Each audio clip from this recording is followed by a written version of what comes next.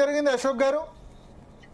నమస్తే సార్. చర్చలో పాల్గొన్నటువంటి సీనియర్ బ్రదర్స్ కి అలాగే ప్రొఫెసర్ సార్ కి అందరికి నమస్కారం. నన్ను ఎందుకు అరెస్ట్ చేశారో పోలీసులకు కూడా క్లారిఫికేషన్ లేనట్టుగా నాకు అనిపించింది. అశోక్ సార్ ని పిలిపించి బెదిరించాలన్న ఉద్దేశంతో వీళ్ళ టాస్క్ ఫోర్స్ వాళ్ళు పొద్దుగాల 11 గంటలకు నేను క్లాస్ చెప్పడానికి పోతా ఉన్నాను. వచ్చారు.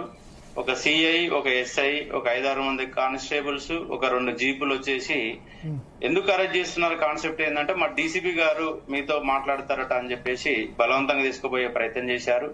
సార్ వాళ్ళకు నేను సహకరించాను. నన్ను తీసుకుపోయారు.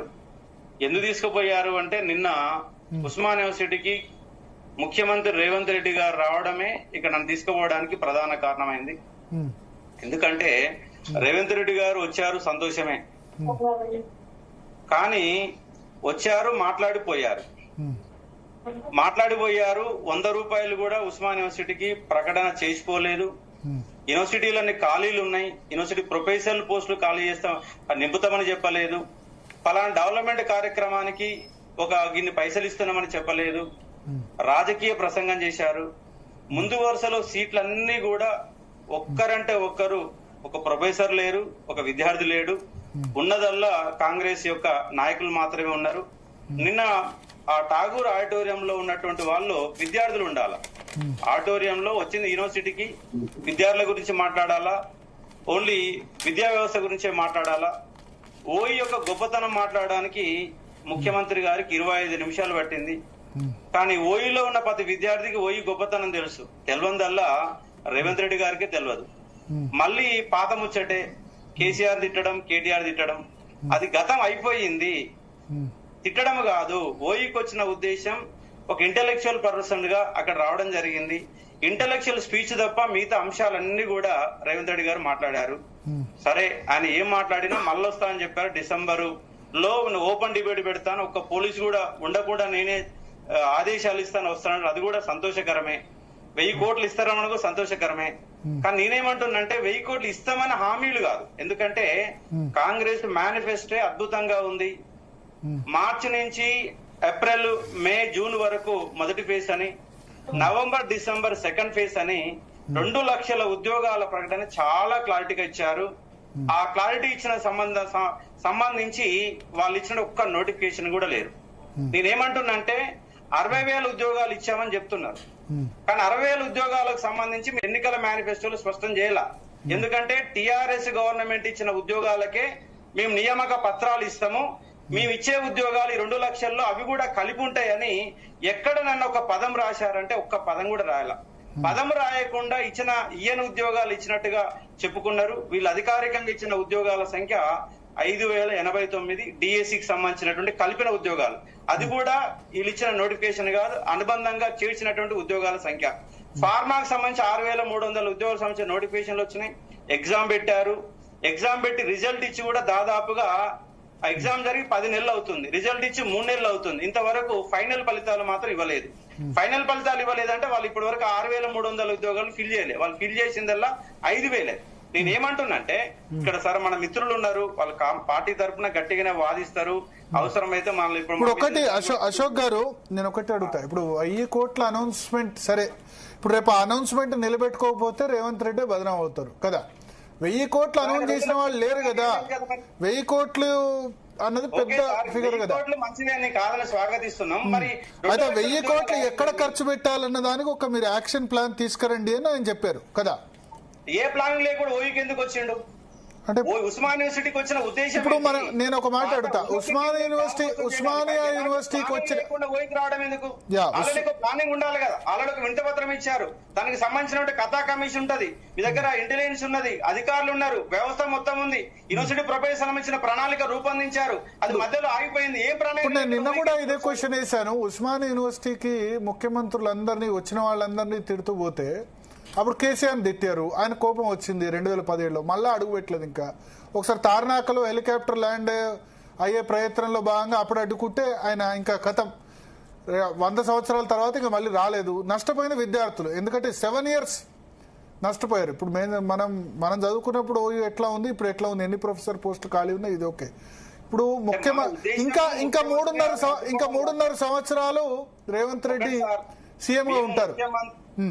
రేవంత్ రెడ్డి సీఎం గా ఉంటారు. మా పదమే కాదు, మాకుచ్చిన ఉద్యోగాల నోటిఫికేషన్ ఎందుకు ఇవ్వలేదు అనేది మా యొక్క ప్రస్తావన. మీరు ఆల్రెడీ ఇచ్చిన ప్రకటనలో కనీసం ఒక 50,000 ఉద్యోగాలను ఇచ్చి ఉంటే మాకు న్యాయం జరిగేదని చెప్తున్నాం. ఇప్పటికైనా మేము కోరుకునేది ఏంటంటే ఓయూకు రేవంత్ రెడ్డి గారు రావడాన్ని మేము స్వాగతిస్తున్నాం, 1000 కోట్లు ఇవ్వడాన్ని స్వాగతిస్తున్నాం, అభివృద్ధి చేయడాన్ని స్వాగతిస్తున్నాం. మేమేమంటారంటే మాకు ఇచ్చినటువంటి హామీలలో 2 లక్షల ఉద్యోగాలలో తక్షణమే ఇప్పుడు కావలసిన 50,000 ఉద్యోగాలు ఇవ్వాలా. ఏంటి? పోలీస్ రిక్రూట్మెంట్ సంబంధించి 15,000 ఉద్యోగాలు, జీపీఓ సంబంధించిన 6,000 ఉద్యోగాలు, డిఎస్సికి సంబంధించిన 20,000 ఉద్యోగాలు, గ్రూప్ 1, గ్రూప్ 2, గ్రూప్ 3 సంబంధించిన 4,000 ఉద్యోగాలు, దాంతో పాటు మిగతా డిపార్ట్మెంట్ల వారీగా 500 ఉద్యోగాలు కనుక ఇస్తే ఒక 50,000 ఉద్యోగాలు ఇస్తే మీరిచ్చిన హామీకి న్యాయం 100% జరుగుతుంది. నేనేమంటున్నా, ఇప్పుడు రేవంత్ రెడ్డిని నేను తిట్టడం కాదు, కేసీఆర్ ని వాళ్ళు తిట్టడం కాదు, ఇదంతా కాదు. మీరిచ్చిన హామీ ప్రకారము ఆల్రెడీ ఇక్కడ కాంగ్రెస్ పెద్దలు ఉన్నారు, వాళ్ళు కూడా హామీలు చెప్పారు. ఆగస్టు లో ఖచ్చితంగా నోటిఫికేషన్ వస్తుందని చెప్పారు. ఆగస్టు కూడా కంప్లీట్ అయింది. ఈ సెప్టెంబర్ 15లోగా స్థానిక సంస్థల ఎన్నికల కంటే ముందే ఇప్పుడు నేను చెప్పినట్టు నోటిఫికేషన్ సంబంధించి ఎన్నికలకు ముందే నోటిఫికేషన్ కనుక ఇస్తే నేనే రేవంత్ రెడ్డికి ఆర్ట్స్ కాలేజ్ దగ్గర పాలాభిషేకం చేస్తా. నేనే చెప్తున్నా. మీరు స్థానిక సంస్థ ఎన్నికల కంటే ముందు 50,000 ఉద్యోగాలకు సంబంధించి ప్రధానంగా డిమాండ్ చేస్తున్నట్టు ప్రతి డిపార్ట్మెంట్ సంబంధించి ఎన్నో కొన్ని ఇవ్వండి. మొదటి దఫా కొన్ని ఇవ్వండి, సెకండ్ దఫా మళ్ళొకసారి ఇవ్వండి. మొదటి దఫా నోటిఫికేషన్ ఇస్తే మినిమం 6 నెలల పాటు ప్రిపరేషన్ కొనసాగుతారు. ఎగ్జామ్ అంతా అయిపోయేసరికి మళ్ళీ ఒక 6 నెలలు పడతా, అంటే 1 ఇయర్ ప్రాసెస్ నడుస్తుంది. ఈ 1 ఇయర్ ప్రాసెస్ కోసం 50,000 ఉద్యోగాలు వస్తే నేనే రేవంత్ రెడ్డికి ఆర్ట్స్ కాలేజ్ దగ్గర పాలాభిషేకం చేస్తా. మీకేమని చెప్పారా? మిమ్మల్ని ఇప్పుడు డీసీపీ మాట్లాడి పిలిచి మిమ్మల్ని అదుపులోకి తీసుకున్నప్పుడు మీకు ఏమైనా చెప్పారా? కారణం ఏమైనా చెప్పారా? కారణం ఏంటంటే బెదిరించారు. మీరు ఎక్కువ మాట్లాడుతా ఉన్నారు, ఇంకెక్కువ తక్కువ మాట్లాడితే మిమ్మల్ని ఖచ్చితంగా మిమ్మల్ని ఏదో ఒకటి చేస్తాము, మాకు పైకి ఆదేశాలు ఉన్నాయి, జాగ్రత్తగా ఉండండి, ఊకుకే మాట్లాడకండి, విద్యార్థులు మీరు ప్రొవోకేట్ చేస్తున్నారని చెప్పారు. నేను మాట్లాడేది నిరుద్యోగ అంశాలు మాట్లాడితే వాళ్ళేం ప్రొవోకేట్ అంశాలు అని చెప్పేసి వాళ్ళు చెప్తా ఉన్నారు. నేను ఒక ప్రజాస్వామ్యయుతంగా నేను ఇవాళ కోచింగ్ సెంటర్ ఇవ్వాలి నేను పెట్టి ఉండొచ్చు, కానీ నేను 2014 కంటే ముందే నేను ఒక ఉద్యమకారుని, జర్నలిస్ట్ గా పనిచేసిన ఉద్యమకారిని, బీఈడీగా పనిచేసిన ఫీజుల వ్యతిరేకంగా కొట్లాడినోని. ఉద్యమం నా ఇన్స్టిట్యూట్ ఉంటే ఉండదు, ఇన్స్టిట్యూట్ అనే నా ఉపాధి కోసం పెట్టుకుందే గానీ అశోక్ సార్ ఉద్యమకారుడు అన్న అంశాన్ని ఒక విషయం, ఇక్కడ కోచింగ్ సెంటర్ గురించి ఒక విషయం అశోక్ గారు. ఇప్పుడు ఎందుకంటే ఇప్పుడు నేను నిన్న కూడా చూసినప్పుడు కామెంట్ చూశాను, చాలా వరకు పాజిటివ్ కామెంట్స్. నెగటివ్ కామెంట్ ఏముందంటే మీ గురించి ఉద్యోగ నియామకాలు ఫాస్ట్ గా కంప్లీట్ చేయడాన్ని మీరు ఒప్పుకోవట్లేదు. డిఎస్సి వాయిదా ఫాస్ట్ గా కంప్లీట్ చేయకుండా లేట్ గా అయితే కోచింగ్ సెంటర్లకు లాభం, ఆ దృష్టితో మీరు వ్యవహరిస్తున్నారు. మీరనే కాదు, ఇప్పుడు ఇంతకుముందు నిర్వహించిన వాళ్ళకు కూడా ఇదే ప్రధానంగా బీఆర్ఎస్ సమయంలో కూడా ఇదే వచ్చింది.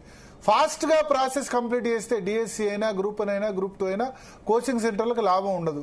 సంవత్సరాల తరబడి ఈ నియామక ప్రాసెస్ జరిపితే కోచింగ్ సెంటర్లకు లాభం. దానికోసం మీరు పనిచేస్తున్నారని కొద్దిమంది విమర్శ చేశారు, అందరుగా చాలా మంది మెచ్చుకున్నారు. సో ఎందుకంటే ఇప్పుడు దాని మీద మీరు క్లారిటీ ఇస్తారని అడుగుతున్నా. నేను ఒక్కసారి ఏమంటున్నా, నేను ప్రభుత్వం రాగానే 2 నెలలకే దీక్ష మొదలు పెట్టిన. సార్ మీరు ఇస్తున్న హామీలు ఎమ్మటే మొదలు పెట్టండి, నోటిఫికేషన్ ఎగ్జామ్ పెట్టండి అని చెప్తున్నా. నేను ఆలస్యం చేయడం అని చెప్పట్లేదు. ఇప్పుడు నోటిఫికేషన్ ఇవ్వండి, ఇది 6 months లో కంప్లీట్ చేయండి, మళ్ళీ ఒక నోటిఫికేషన్ ఇవ్వండి. ఒక్కసారి ఇవ్వకుండా మీకు ఒకేసారి బర్డన్ గా అనుకుంటే ఒక సంవత్సరంలో 35,000 40,000 ఉద్యోగాలు అనే కండిషన్ గా అనుకుంటే అవే ఇవ్వండి. మళ్ళీ వాయిదాలు ఎందుకు? కరెక్ట్ ఎగ్జామ్ పెట్టండి. వాయిదాలు కూడా మేము కోరుకోవడం లేదు. వాయిదా వల్ల నష్టపోయినటువంటి వ్యక్తి నేను. ఇవాళ నేను ఒక డిగ్రీ కాలేజ్ లెక్చరర్ ఉన్న కారణంగా 3 సార్లు, ఇప్పుడు తెలంగాణ ఉద్యమం కారణంగా 2 సార్లు వాయిదా పడిన కారణంగా మధ్యలో నాకు పైసలు లేక డ్రాప్ అవుట్ అయిపోయి మళ్ళీ జర్నలిస్ట్ గా మళ్ళీ ఉద్యోగంలో జాయిన్ అయినా. మధ్యలో జర్నలిస్ట్ గా పనిచేస్తాడు, డ్రాప్ అయ్యి మళ్ళా ఖర్చులు భరించలేక మళ్ళీ ఉద్యోగంలో జాయిన్ అయ్యి దాని కారణంగా ఇంటర్ వరకు పోగలే కానీ ఉద్యోగాన్ని కొట్టలేకపోయినటువంటి సందర్భం. వాయిదాలు ఏం అడగట్లేము, తక్షణమే నోటిఫికేషన్లు ఇవ్వండి, ఎగ్జామ్ పెట్టండి. మీరు గనక 50,000 ఉద్యోగాలు కనుక ఇస్తే నేను ఖచ్చితంగా పాలాభిషేకం చేస్తా, ఎలాంటి తేడా కూడా లేదు. రేవంత్ రెడ్డి గారు మాటల ముఖ్యమంత్రి కాకుండా చేతల ముఖ్యమంత్రిగా ఉంటే ప్రతి విద్యార్థికి న్యాయం. ఒక్క నిమిషం, మనతో పాటు మానవతా రాయ్ గారు ఉన్నారు, కాంగ్రెస్ పార్టీ